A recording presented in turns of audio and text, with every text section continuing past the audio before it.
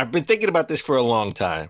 And I thought maybe I would put this on a Saturday morning retro show, but I can't wait any longer. I will convince Dave at some point this year that the original Xbox was awesome, because Dave doesn't think so. It is one of the top 3 most underrated games of consoles of all time. All right, it had exclusive awesome games like Furious Karting, made by Atari. Funny enough, only on the original Xbox, and it's the most extreme kart racing challenge ever. Okay, you can speed through the city streets of shopping malls, insane fantasy tracks, and more. Furious Karting. If you're a collector, I want this to be a new segment. I want you every week to pull out a game from your collection and go, I'm gonna convince Dave this week's game is this, and you gotta come on. Oh my God, Furious Karting. You know what? Furious Karting, made by Atari. Only on Xbox. Only. All right, Xbox exclusive. You know, Dan. You've this new information has come to light. All right, I need to reevaluate my whole worldview based on this. Furious Karting. If you're a kart racing fan and you're an Xbox player, you get That's Furious right. Karting. That's right. Mario Kart? What's that? Right. It's like who cares about Crash Team Racing? Who cares about Mario Kart? It's the Drake meme, right? It's the Drake meme. He's got his hand out and he's like, nah, I don't want the Mario Kart. And then looking at the Furious Kart Furious racing. Karting. Mm-hmm. Furious Karting. Mm-hmm. It is, according to the box, the most extreme kart racing challenge ever. Okay? I mean, it says it on the box. It says it right there. Right? Truth in advertising. It's important. Made by Atari. And guess what? If Xbox buys Atari, if Microsoft buys Atari, they would have their own kart racing franchise. We get an HDR upgrade for Furious Karting on Xbox Game Pass. Yeah, the value. You have your own kart racing franchise. You can add Master Chief. You can add Phoenix. You can add Marcus Phoenix in there, right? Yeah. You can add JD and the whole bunch. I mean, come on. You can add JD. You can add everybody. You can add the characters from Fusion Frenzy in there. I mean, come on. There you go. See, now you're thinking. You can add Senua from Senua's Sacrifice. You can add her. There you go. Well, you could technically any of the characters from Bethesda. I mean, come on. There you go. The Doom guy could be in a kart racing game. Furious Karting Redux. There you go. This is the game. Yeah. You got the name too. Look at that. Oh. Jesus. Oh, I had to do that. I just bought that. I didn't know that was God, that's fantastic. I didn't pay more than $1 for it. I definitely paid more than $1 for it. Well, hopefully not more than $2. All right. Let's get to top gaming news of last week. We can start with our lead story, which isn't Furious Karting, which is great, by the way. Epic officially launches Unreal Engine 5. Right? We've seen a demo last year at E3, right? Mm-hmm. It pretty much is an enhanced performance and upgrade to the UI. People, the significant changes that come from the handheld, a handful of technologies designed for more prolific visuals.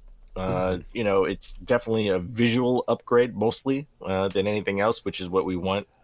There's a lot of visual stuff. Yeah. Current gen experience, I should say. I almost said next gen experience. Mm-hmm. Well, I mean, I mean, the visuals are crazy. We saw the demo of Lumen and Nanite, right? Which was the lighting engine, and Nanite was like the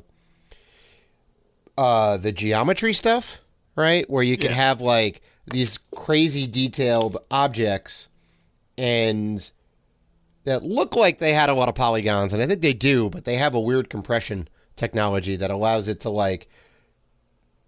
not take up a lot of memory and space, but still be like super high fidelity. So when they had like the girl walking through the cave and all that, and then they were like showing the real time lighting, like we can move the light around different times of day, right? The intensity of the light, and everything was changing on like real time. It was all real time lighting. That was amazing. And now that's like out for developers to play with, right? The engine is out, which is awesome. And you know, there's also some other stuff too, right? It's got a Quixel Bridge integration, right? Quixel is like a media repository for super high res assets, so mega textures and whatever else. So you can link your, I guess, Quixel account to it. You'll be able to like pull in assets like right away. And also there's like the Unreal Marketplace where you can get assets. I know some of them you may have to pay for, but I'm sure a lot of it's going to be free. You can just pull in like actors and models and characters, and this is like boom, boom, boom. I want to put this inside my game. And I thought it was cool because like it ships with the game, right? Well, it ships sort of with multiplayer. They say game, but it's like a multiplayer, mostly demo, right? Sure. I don't think it's a full game. But it's mostly for for them to get the sense of what's going on and how they can work, their own game. I forgot the name of it. Is it Lyra multiplayer game? Yeah. It's a first-person shooter or third-person shooter, I guess. You can see the person behind you, but they kind of go through the demo and they're like, "Oh, we're gonna make this platform here," and they show you how to do it in a couple clicks and how you can like put down a set of stairs and then you can kind of morph it on the fly, right? So you don't have to like sit there and meticulously like 3D render stuff. You can just put in this like primitive thing and just start moving it around, and it's super easy to do. And they were like dropping in like textures and colors and whatever, and it all kind of like the lighting all worked in real time. So like it was like, now you have like a red platform, right? Now you have a green stripe platform. So, I mean, we saw some of this with the Matrix demo that was out on the PS5 and on the Xbox Series X, right? Like I downloaded it and it looked amazing. Yeah. It's literally a demo because you're just running around as Neo around this world. There's really nothing to do, right? Not going to lie. If 2005 me had this demo, this would be a game because this was awesome. It the demo itself, or just the walk around in the world is awesome. Even if there's nothing to do, this would be, if this was 2005, this would have blown my mind, right? Oh my god, yeah, it's crazy. But we know that Xbox. A lot of Xbox first-party studios are taking advantage of Unreal Engine 5, right? Like, just notably, Double Fine, the Coalition, are taking, going to take advantage of Unreal Engine 5. The Coalition, right. I would assume, with Gear 6, right? Oh yeah, of course. That's it's like designed for that, right? Yeah. Haven Studios, which just got purchased by my PlayStation, right? They've said that their next game will be Unreal Engine 5, which is a multiplayer game. CD Projekt Red said the next Witcher game will take advantage of this as well, which is awesome. Yep. I would say my only drawback, and it's not really a negative in the sense of I want it now, right? Like everybody wants it now. If it's just being released now in April of 2022, that means the earliest we'll see what developers can do with this engine at its fullest would be at least another 2 to 3 years, right? At least 2025. All these games are going to come out in 2025. I'm not as patient as I used to be. I want these games now because I've had these consoles for a year. Well, people have had them obviously for about a year and a half.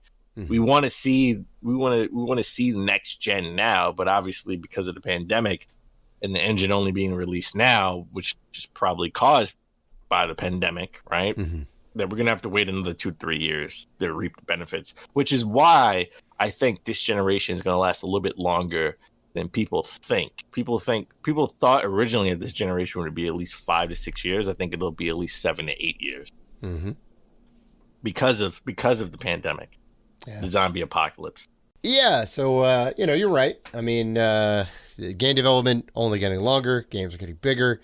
Uh, Pandemic exacerbated the whole situation, right? That's a whole thing. But I mean, there is some kind of good news, right? Obviously, internally, Epic has had this for a while, so they now have Fortnite has now been upgraded to use Unreal Engine 5, and they did say that there's not a performance hit to it, right? So that's amazing, right? You're able to kind of port your game from Unreal Engine 4 to Unreal Engine 5, right? And I know. I don't think it necessarily like looks. Maybe there's some small visual improvements, but more or less it's the same. But it's really kind of getting it on the new Huh. system or the new engine, right?